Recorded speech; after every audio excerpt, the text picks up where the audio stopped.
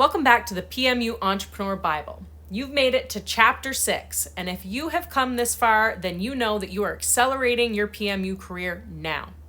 I want you to go ahead and hit that subscribe button, like, and leave a comment because I would love to know your feedback so far as we head into chapter 6 discussing skin and muscle anatomy. Let's begin by discussing the scalp and work our way down the face and body. The scalp refers to the subcutaneous tissue that covers the cranium and is comprised of 5 layers. The layers of the scalp can be recalled using the acronym SCALP. These layers are skin, dense connective tissue, the muscular epicranial aponeurosis, loose areolar connective tissue, and the periosteum. The first 3 layers move as one unit and are tightly bound together. The skin of the scalp contains sweat and sebaceous glands along with numerous hair follicles.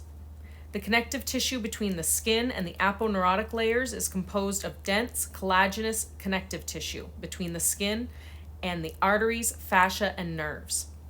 The aponeurosis contains the occipitofrontalis muscle and its fascia. The fascia connects the temples, auricle ear muscles, cheekbone, and mastoid processes.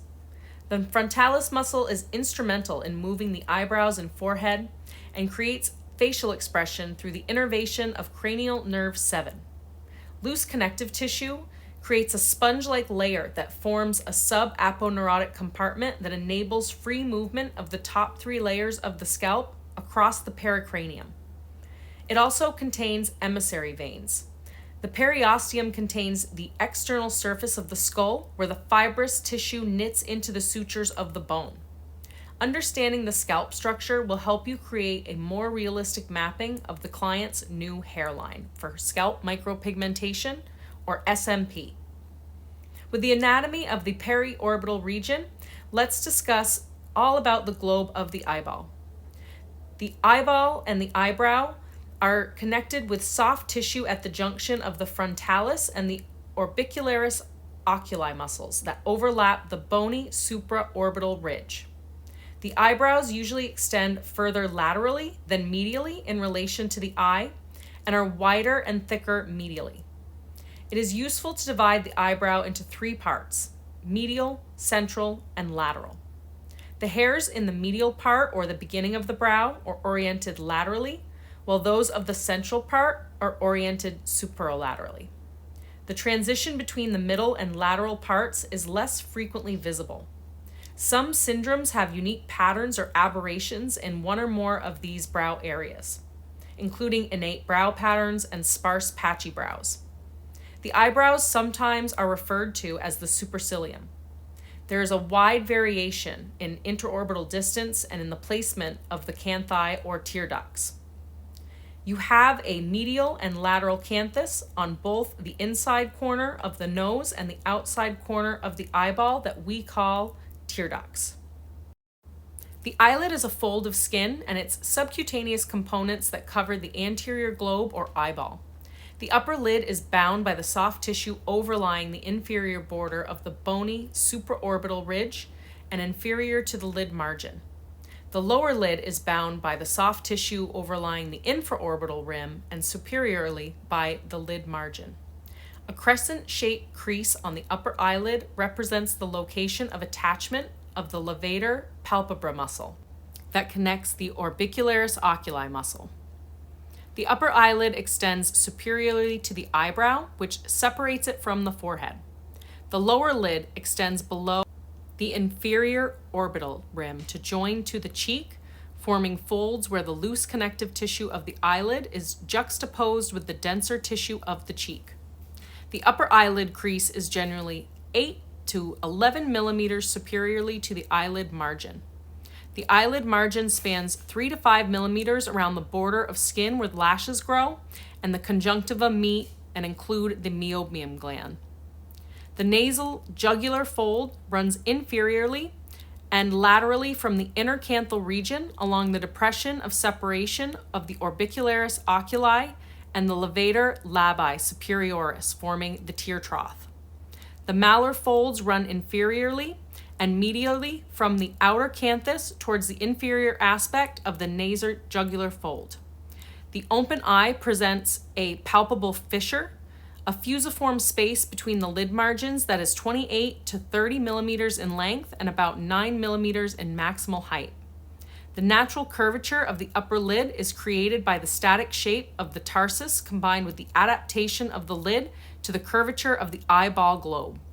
The lateral canthal angle is 2 millimeters higher than the medial canthal angle in Europeans and 3 millimeters higher in Asians.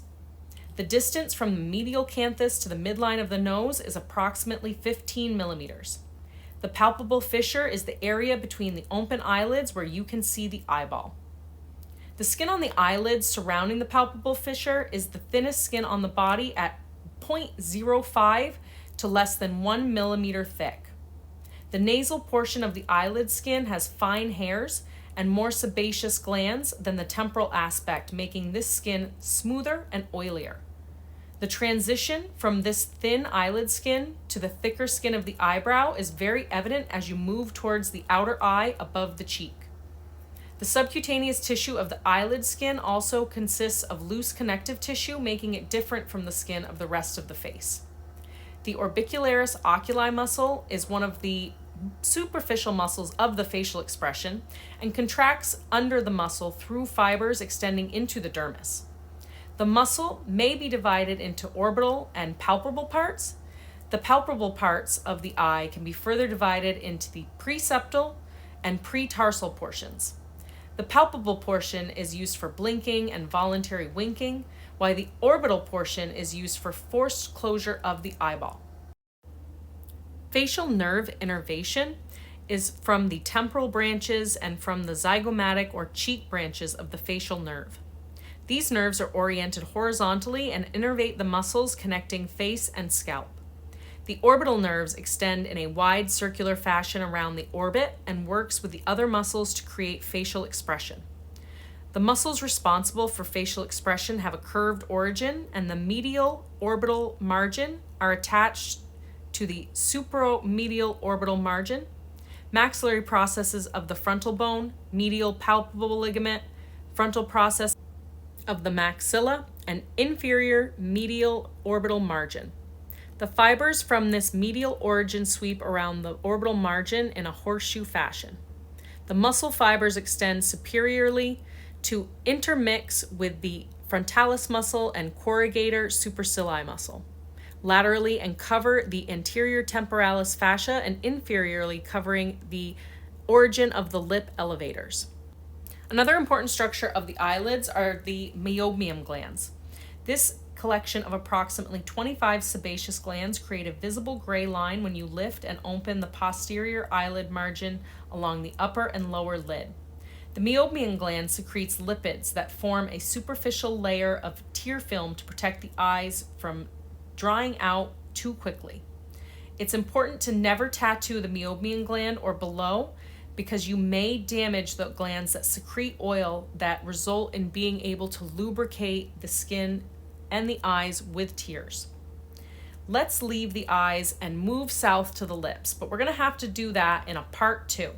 So if you've enjoyed what you've heard so far, I want you to go ahead, subscribe, like, and leave a comment, and make sure you follow us for Chapter 6, Part 2 of the PMU Entrepreneur Bible, talking all about skin and muscle anatomy.